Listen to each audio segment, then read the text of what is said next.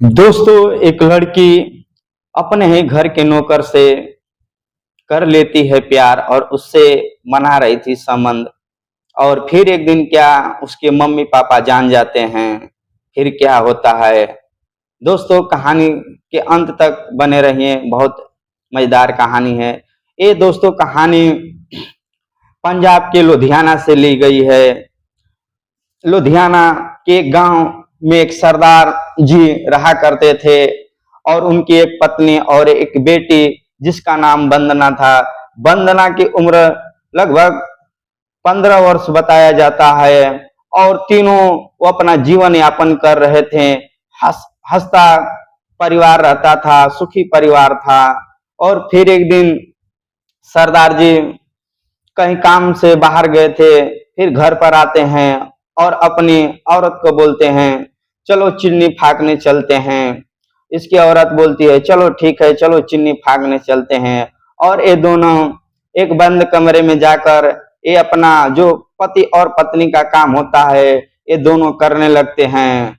और फिर वो कर कर बाहर आते हैं, फिर नाश्ता करते हैं, फिर सो जाते हैं। फिर अगली सुबह होता है, वो वंदना अपनी स्कूल में चली जाती और सरदार जी अपने काम पर चले जाते। और जो जो औरत सरदार जी की थी वो घर में रहती और एक नौकर था जिसका नाम श्याम था। श्याम श्याम बहुत भोला लड़का था।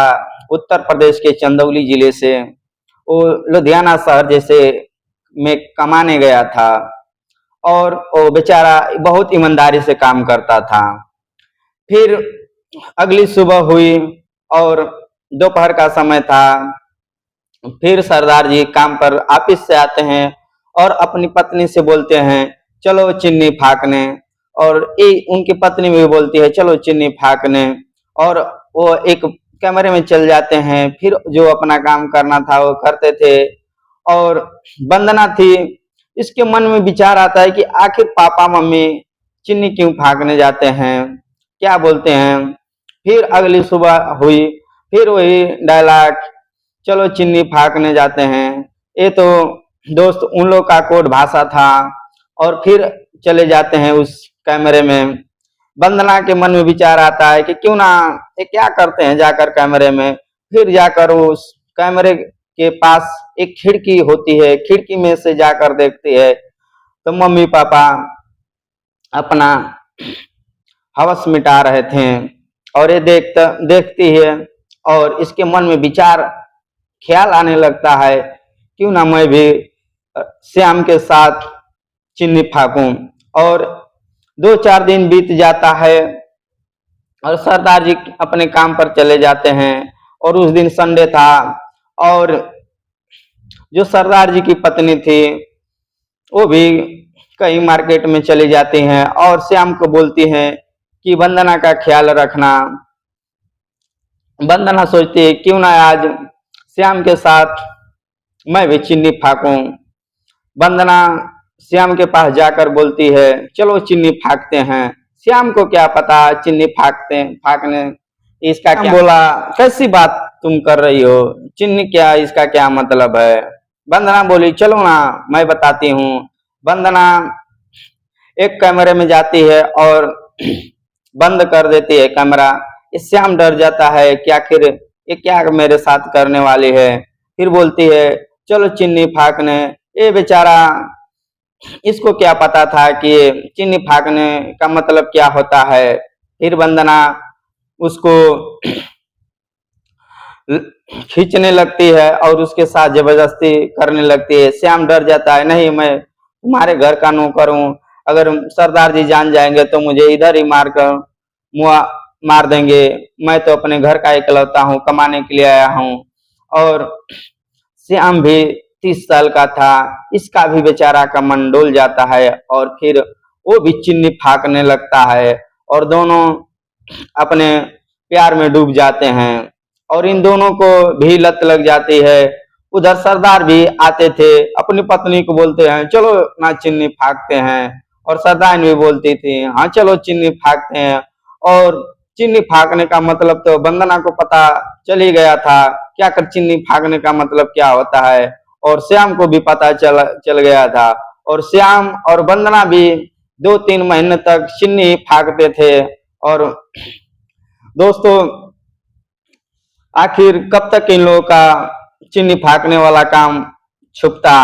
एक दिन सरदार जी बाहर गए थे और ये वंदना की मम्मी भी बाहर गई थी और ये दोनों आपस में अपना ये चिन्नी फाड़ने वाला काम कर रहे थे। और फिर क्या, तभी अचानक सरदार जी की पत्नी घर में अपना पर्स भूल गई थी, पैसा लेने के लिए वापस आ जाती है। सरदार जी की पत्नी आकर घर में अपनी पर्स के पास पैसा निकालने लगती है। तभी बगल के कमरे से कुछ आवाज आ रही थी। ये सोचती है कैसी आवाज है और खिड़की से जाग कर देखती है तो मेरी बेटी वंदना और मेरे घर का जो नौकर है श्याम, उसके साथ गलत काम दोनों कर रहे थे और शारीरिक संबंध बना रहे थे। और ये जाकर श्याम को पकड़ लेती है, बोलती है तुम इसीलिए मेरे घर में काम कर रहा था। ये श्याम हाथ पैर जोड़ने लगता है, नहीं मुझसे गलती हो गई, मेरी कोई गलती नहीं, ये तो तुम्हारी बेटी वंदना ये मुझसे ऐसा काम करने के लिए बोलती थी। वंदना को भी बहुत मारते हैं। और फिर सरदार जी आते हैं, सरदार जी को भी सब बात उनकी पत्नी बता देती है और वंदना को भी मारते हैं और श्याम को भी बहुत लोग इन दोनों मिलकर मारते हैं, को बहुत मारते हैं। श्याम सरदार जी के आगे हाथ पैर जोड़ने लगता है, सरदार जी मेरी जान छोड़ दीजिए, मुझे मत मारिए। सरदार जी बोले ठीक है, आज के बाद इस शहर में दिखाई मत देना। वो श्याम अगली सुबह ट्रेन पकड़कर अपने घर चला जाता है। दोस्तों कहानी का अंत होता है। दोस्तों मैं इसमें श्याम की क्या गलती थी? श्याम तो उसके साथ जबरदस्ती किया नहीं था, वो सरदार जी की ही लड़की तो बोलती थी कि चलो चिन्नी फाड़ने, और एक दिन इस पकड़ लिया जाता है। दोस्तों कहानी का अंत होता है। अब तक के लिए आप लोग को धन्यवाद। जय हिंद, जय भारत।